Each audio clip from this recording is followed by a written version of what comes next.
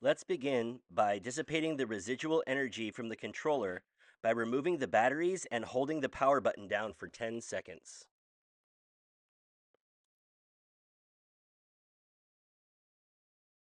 Now let's remove the 4 M6 nuts from under the seat with a 10mm 1/4-inch drive socket wrench. I like to use a 3-inch extension to reach the front 2 nuts.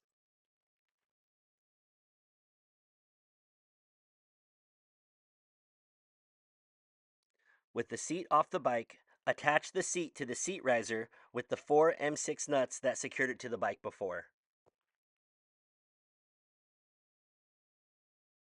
Use a 10mm box end wrench to secure the nuts to the seat riser.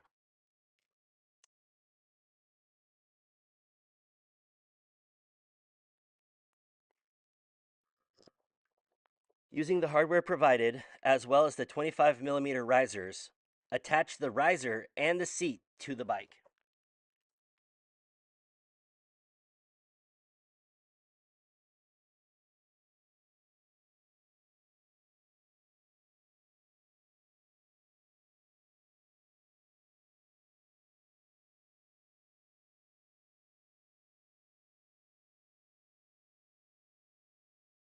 Once the seat is in place, use a 5mm hex wrench and a 10mm socket to tighten everything up.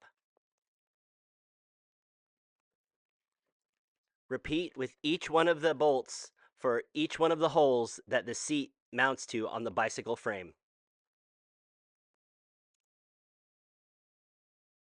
If you have any further questions, contact Ariel Rider Tech Support. Thank you for choosing Ariel Rider.